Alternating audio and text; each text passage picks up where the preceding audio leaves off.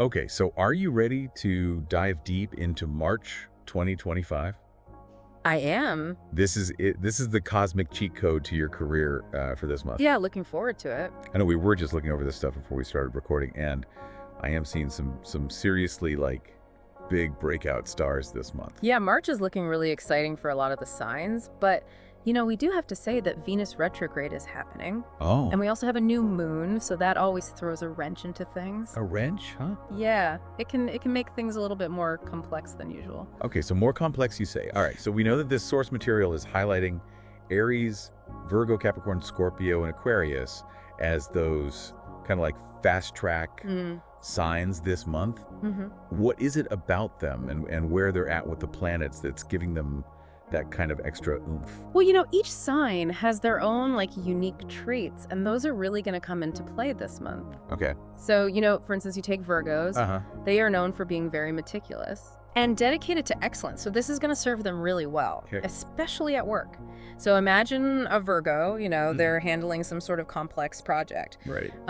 This month, their natural attention to detail is just going to be their superpower. Oh, wow. And it's the perfect time for them to, really dive into the nitty gritty of things, Yeah. make sure everything is perfect. I can totally see that. I can totally see that. Yeah, and all this meticulousness could even lead to, recognition at work or maybe even some new opportunities coming their way. Oh, wow. Yeah, on the other hand, you've got Aries, Okay. and they are all about leadership and bold initiative. So Mhm. this month we might see an Aries, stepping into a new managerial position. Oh, wow. Or maybe they're spearheading some sort of new venture at work, anything where they can really take charge and make things happen.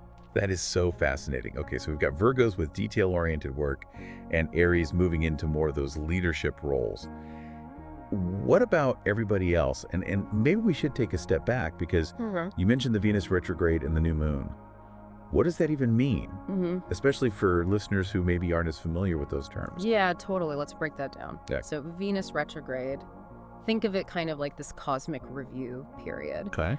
At work, Venus rules over our values, our relationships, and our finances. Uh-huh. So when it goes retrograde, it's like a time to reevaluate all of those things in our professional lives. So that's where the conflicts comes in. Exactly. Okay. Yeah, so you might find yourself, questioning, does my job really align with my values? Or Yeah. maybe you're looking at your work relationships and you're thinking, do these need a little bit of TLC?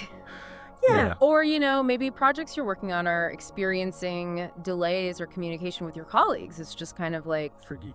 tricky. Yeah, exactly. Yeah. But this isn't a totally bad thing. Right. It's a chance to kind of pause, reflect, and maybe make some adjustments. So like a course correction. Exactly. Maybe tweak a few things. Mhm. Okay. I like that. All right.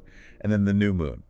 Okay, so new moons are all about fresh starts. Okay. Think of it like hitting the cosmic reset button. Uh-huh. So in the context of your career, it's an excellent time to set some new intentions, Okay. Maybe plant some seeds for new projects or some career goals, or if you've been thinking about it, maybe even start looking for a new job. New beginnings. Oh, I like that. Okay, so we've got some signs getting this kind of like cosmic push, Huh. towards these certain opportunities. And then we've got these periods of reflection and fresh starts with Venus retrograde and the new moon. It seems like it's going to be a dynamic month for everybody, Definitely. even regardless of their sign. Totally. And, while those 5 signs are highlighted this month, everyone's going to feel these cosmic shifts in some way. Okay. So, for example, water signs like Cancer, they might find themselves, dealing with some heightened emotions at work. Interesting. So for them, it's really a time to focus on work-life balance and prioritize self-care. Yeah. Then you've got the earth signs like Taurus, and they might be craving stability. Okay. So, for them, they might benefit from focusing on building really strong foundations in their careers. So there is something for everyone. Absolutely. That's really cool, listeners. Yeah. I want you to think about your own sign for a second. Are you an Aries? Are you feeling that entrepreneurial spirit ignite? Or maybe you're a Cantentor and you need to really prioritize that work-life balance this month. These Mhm. cosmic insights can offer such a valuable perspective. Exactly. And remember, while astrology can provide these really fascinating insights, Yeah. you are the ultimate captain of your career ship. You decide how to navigate these celestial currents. I love that metaphor. That's such a good point. Yeah. It's all about using this information as a tool Yeah, for self-reflection and decision-making. you got it. This has been so interesting. It had, I'm already feeling like I need to go back and like re-look at my own sign. Yeah. I'd be like, okay, wait, what does this mean for me? right. And I love the perspective of thinking about it for everybody else. Like, my coworkers, my friends, my family, like, oh, what does this mean for them? Totally. I think that's a really fun way to kind of engage with this information. And even if you're skeptical of astrology, it's always fun to kind of like see how it plays out. Totally. And you never know. You might be surprised. Yeah, exactly. All right, well, as we kind of wrap up here, is there a final, like, thought-provoking question Yeah. that we can leave our listeners with to maybe mull over or explore on their own? I would say, thinking about all this, how can understanding these celestial influences empower you to like take proactive steps in your career journey this month? Okay. So, maybe it's like setting those clear intentions we talked about, or maybe it's networking strategically, or,